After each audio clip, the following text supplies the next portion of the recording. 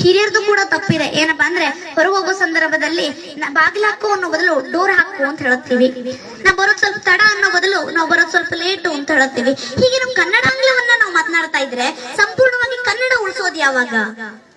ಸಸ್ಯಗಳಿಗೆ ಎಣ್ಣೆ ಹಾಕಿ ಬೆಳೆಸಕ್ಕಾಗಲ್ಲ, ದೀಪಗಳಿಗೆ ನೀರ್ ಹಾಕಿ ಬೆಳಗಿಸಕ್ಕಾಗಲ್ಲ. ಅದೇ ರೀತಿ ನಮ್ಮ ಕನ್ನಡವನ್ನು ಯಾವುದೇ ಇಂಗ್ಲಿಷ್ ನಲ್ಲೋ ತೆಲುಗುದಲ್ಲೋ ತಮಿಳ್ನಲ್ಲೋ ಮಾತನಾಡಿ ನಮ್ಮ ಕನ್ನಡವನ್ನ ಉಳಿಸಕ್ಕಾಗಲ್ಲ. ನಮ್ಮ ಕನ್ನಡವನ್ನ ಉಳಿಸ್ಬೇಕು ಅಂದ್ರೆ ಏನಿದ್ರು ಕನ್ನಡದಲ್ಲೇ ಮಾತನಾಡಬೇಕು ಅಂತ ನೋಡಿ. ನಮ್ಮ ಕನ್ನಡ ಅಂತ ತಗೊಂಡಾಗ ಬಹಳಷ್ಟು ಕವಿಗಳು ಬರ್ತಾರೆ.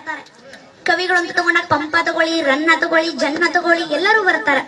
ತಮ್ಮ ಒಂದು ಭಾವನೆಯನ್ನ ಹಾಡಿನ ಮೂಲಕ ಜನರಿಗೆ ಸಂದೇಶವನ್ನ ಹೇಳುತ್ತಾರೆ ಅಂತ ನೋಡಿ. ಬಾರಿಸು ಕನ್ನಡ ಡಿಂಡಿಮುವ ಎಂಬ ಒಂದು ಪದ್ಯವನ್ನ ಈ ಕುವೆಂಪು ಹೇಳುತ್ತಾರೆ. ಎಲ್ಲಾದರೂ ಇರು ಎಂತಾದರೂ ಇರು ಎಂಬ ಒಂದು ಪದ್ಯವನ್ನ ಕುವೆಂಪು ಬರೀತಾರೆ. ಎಲ್ಲಾದರೂ ಇರು ಎಂತಾದರೂ ಮತ್ತು ಕುವೆಂಪುರ ಬರೀತಾರೆ. ಮತ್ತೆ ಇನ್ನೊಂದು ಏನಪ್ಪಾ ಅಂದ್ರೆ ಉದಯವಾಗಲಿ ನಮ್ಮ ಚಲುವ ಕನ್ನಡ ನಾಡು, ಅದನ್ನ ಕುಯಿಲ್ಗೋಳ್ ನಾರಾಯಣರಾಯರು ಬರೀತಾರೆ. ಹಚ್ಚೇವು ಕನ್ನಡದ ದೀಪ, ಅದನ್ನ ಜಿ.ಎಸ್. ಕರ್ಕಿ ಅವರು ಬರೀತಾರೆ. ನರ್ಕ ಕೇಳಿಸಿ ನಾಲ್ಗೆ ಸೇರಿಸಿ ಬಾಯಿ ವಾಲಿಸಿ ಹಾಕುದ್ರುನೆ ಮೂಗರಲ್ಲಿ ಮಾತನಾಡ್ತೀನಿ ಕನ್ನಡ ಪದವ ಅಂತಂದ್ರು. ಯಾರು? ಅವರೇ ಜಿ.ಪಿ. ರಾಜರತ್ನಂ ಅವರು ಅಂತ ನೋಡಿ. ಕುಮಾರವ್ಯಾಸರು ಅಂತ ತಗೊಂಡ ಎಷ್ಟು ಬುದ್ಧಿಶಾಲಿಗಳಿದ್ರು ಅಂದ್ರೆ ಬರೀ ಕೃಷ್ಣ ಅನ್ನೋ ಪದಕ್ಕೆ ಎಷ್ಟೆಲ್ಲಾ ಸಂಬಂಧಗಳನ್ನ ಕೂಡ್ಸಿ ಹೇಳುತ್ತಾ ಇದ್ರು ಅಂದ್ರೆ ನೋಡಿ. ವೇದ ಪುರುಷನ ಸುತನ ಸುತನ ಸಹೋದರನ ಹೆಮ್ಮಗನ ಮಗನ ತಳೋದರಿಯ ಮಾತುಳನ ರೂಪನ ಅತುಳ ಬಲ ಭುಜದಿ ಕಾದಿಗೆಲ್ಲಿದನ ಅಣ್ಣನ ಅವ್ವೆಯ ನಾದಿನಿಯ ಜಠರದಲ್ಲಿ ಜನಿಸಿದ ಅನಾದಿ ಮೂರುತಿ ಗದುಗಿನ ವೀರನಾರಾಯಣ ಅಂತ ಹೇಳಿದ್ರಂತೆ. ನಮ್ಮ ಕನ್ನಡ ಹೇಗ್ ಹುಡ್ತು ಅನ್ನೋದಕ್ಕೂ ಕೂಡ ಅರ್ಥ ಇದೆ ಅಂತ ನೋಡಿ. ಕುವೆಂಪು ಅಂತ ತಗೊಂಡಾಗ್ಲೂ ಕೂಡ ಇದೊಂದು ಒಂದ್ ಸಂದರ್ಭ ಹೇಳ್ತೀನಿ, ಇವ್ರು ನಡೆದಂತ ವೇಳೆ ಹೇಳ್ತೀನಿ. ಏನಪ್ಪಾ ಅಂದ್ರೆ ಇವ್ರು ಮಧ್ಯಾಹ್ನದ ಊಟಕ್ಕೆ ತೆರಳಿರ್ತಾರೆ. ಅಂದ್ರೆ ಇವ್ರು ಬರೀ ಹೆಚ್ಚು ಕನ್ನಡದಲ್ಲಿ ಮಾತನಾಡ್ತಾ ಇದ್ರು. ಯಾಕಪ್ಪ ಅಂದ್ರೆ ನಮ್ಮ ವೃತ್ತಿ ಗೌರವಕ್ಕೆ ಚ್ಯುತಿ ಬರಬಾರದು ಅನ್ನೋ ಒಂದು ಕಾರಣದಿಂದ ಬರೀ ಹೆಚ್ಚು ಕನ್ನಡದಲ್ಲಿ ಇವ್ರು ಮಾತನಾಡ್ತಾ ಇದ್ರು. ಇವ್ರು ಯಾವುದೇ ಭಾಷೆ ವಿರೋಧಿ ಅಂತೂ ಅಲ್ಲ. ಅವರು ಮೊದಲೇ ಕವಿತೆಗಳನ್ನ ಬರೆದಿದ್ದೇ ಇಂಗ್ಲಿಷ್ ನಲ್ಲಿ. ಆದ್ರೆ ಅವರು ಈ ಕನ್ನಡ ಅಧ್ಯಾಪಕರಾಗಿರೋದ್ರಿಂದ ಬರೀ ಹೆಚ್ಚು ಕನ್ನಡದಲ್ಲಿ ಅವ್ರು ಮಾತನಾಡ್ತಾ ಇದ್ರು. ಹೀಗೆ ವಿದ್ಯಾರ್ಥಿಗಳು ನಮ್ ಗುರುಗಳ ಬಾಯಲ್ಲಿ ಹೇಗಾದ್ರೂ ಕನ್ನಡ ಪದವನ್ನ ತರಿಸಬಾರದು, ಇಂಗ್ಲಿಷ್ ಪದವನ್ನು ತರಿಸಬೇಕು ಅಂತ ಹೇಳಿ ಬಹಳಷ್ಟು ಪ್ರಯತ್ನಗಳನ್ನ ಅವ್ರು ಮಾಡ್ತಾರೆ. ಅವಾಗ ಯಾವುದೇ ಪ್ರಯತ್ನ ಕೂಡ ಯಶಸ್ವಿ ಆಗಿರಲ್ಲ. ಒಂದು ಪ್ರಯತ್ನವನ್ನ ಹಮ್ಮಿಕೊಂಡಾಗ ಇದು ಖಂಡಿತವಾಗಿ ಯಶಸ್ವಿ ಆಗೇ ಆಗುತ್ತೆ ಅಂತ ಹೇಳಿ ನಂಬಿಕೆ ಇಟ್ಕೊಂಡು ಆ ಪ್ರಯತ್ನವನ್ನ ಹಮ್ಮಿಕೊಂಡಿರ್ತಾರೆ. ಆ ಪ್ರಯತ್ನ ಯಾವುದು ಅಂದ್ರೆ ಈ ಮಧ್ಯಾಹ್ನದ ಊಟಕ್ಕೆ ಕುವೆಂಪು ಹೊರಗೆ ತೆರಳಿರುವಾಗ ಈ ತರಗತಿಯಲ್ಲಿರುವಂತ ಎಲ್ಲಾ ಲೈಟ್ಸ್ ಗಳನ್ನ ಆನ್ ಮಾಡಿ ಕೂತಿರ್ತಾರಂತೆ. ಲೈಟ್ಸ್ ಆಫ್ ಮಾಡು ಅನ್ನೋದು ಇಂಗ್ಲಿಷ್ ಪದ ಆಗುತ್ತೆ. ಲೈಟ್ಸ್ ಯಾರು ಹಚ್ಚಿದೀರಿ ಅನ್ನೋ ಒಂದು ಪದಾನು ಇಂಗ್ಲಿಷ್ ಆಗುತ್ತೆ.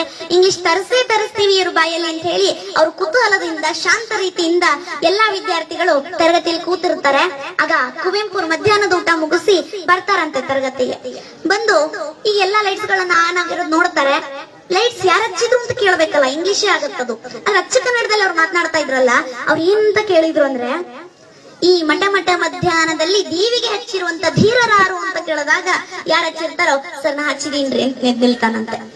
ಮತ್ ಬಟನ್ ಆಫ್ ಮಾಡು ಅಂತ ಅನ್ಬೇಕಲ್ಲ. ಒಂದನೇ ಪ್ರಯತ್ನ ಹೇಗಿದ್ರು ಮುಗಿದೋಯ್ತು, ಎರಡನೇ ಪ್ರಯತ್ನ ಆದ್ರೂ ಯಶಸ್ವಿ ಆಗುತ್ತೆ ಅಂತ ಹೇಳಿ ಕೂತಿರ್ತಾರೆ.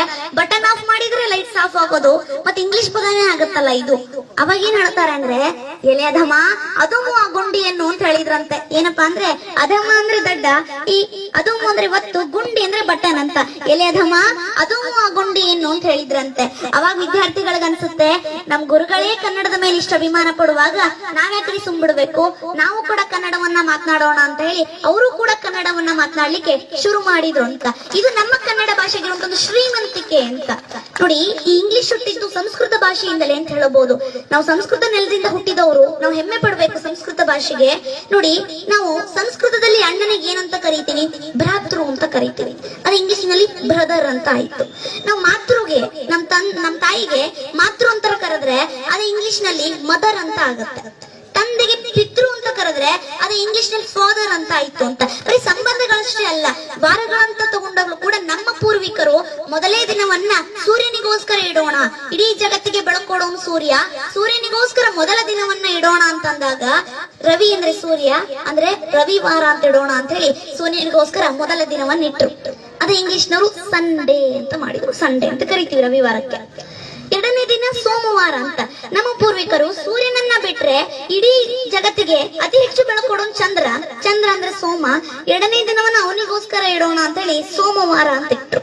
ಅದು ಇಂಗ್ಲಿಷ್ ನಲ್ಲಿ ಮೂನ್ ಡೇ ಅಂತ ಇಟ್ರೆ ಈ ಸಂಸ್ಕೃತವ್ರು ನೋಡಿ ಕನ್ನಡದವ್ರು ನೋಡಿ ಕಾಪಿ ಹೊಡೆದಿದೀವಿ ಅಂತ ಗೊತ್ತಾಗತ್ತೆ. ಅದಕ್ಕೋಸ್ಕರ ಒಂದ್ 0 ತೆಗೀರಿ, ಮಂಡೇ ಅಂತ ಇಡ್ರಿ ಅಂತ ಮಂಡೇ ಅಂತ ಇಟ್ರು ಅಂತ.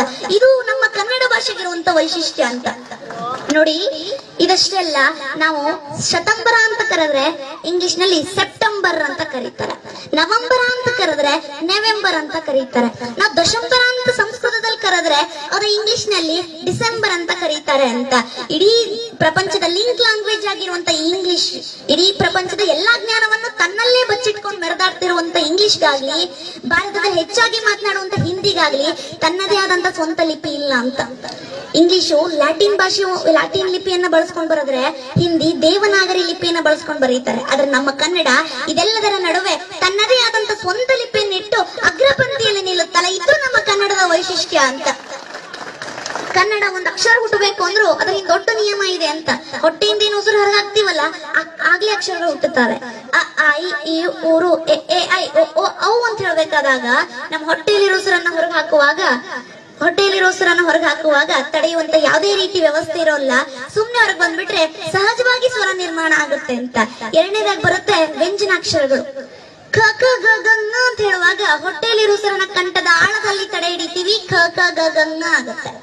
ನಾಲ್ಗೆ ತುದಿಯನ್ನ ಮುಂಭಾಗಕ್ಕೆ ಎತ್ತಿ ಅಲ್ಲೇನಾದ್ರೂ ಉಸಿರು ತಡೆ ಹಿಡಿದು ಹೇಳಿದ್ರೆ ಚ ಚ ಜ ಜನ್ಯ ಆಗುತ್ತೆ. ನಾಲ್ಗೆಯನ್ನ ಹೊಳಿಸಿ ತುದಿಯ ಒಳಭಾಗಕ್ಕೆ ಹೊಡೆದು ಅಲ್ಲೇನಾದ್ರೂ ಉಸಿರು ತಡೆ ಹಿಡಿದು ಹೇಳಿದ್ರೆ ಟ ಟ ಡ ಡ ಣ ಆಗುತ್ತೆ. ನಾಲ್ಗೆನ್ನ ಹಲ್ಲಿಗೆ ಒತ್ತಿ ಅಲ್ಲೇನಾದ್ರೂ ಉಸಿರು ತಡೆ ಹಿಡಿದು ಹೇಳಿದ್ರೆ ತ ತ ದ ದ ನ ಆಗುತ್ತೆ.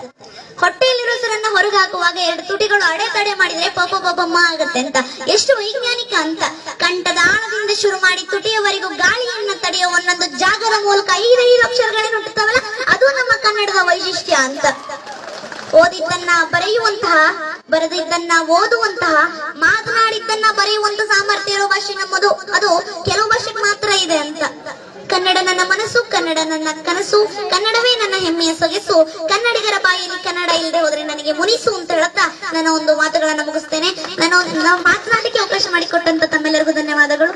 ಚಿಕ್ಕವಳು ಎಲ್ಲಾದ್ರೂ ತಪ್ಪಿದ್ರೆ ಕ್ಷಮಿಸಿ.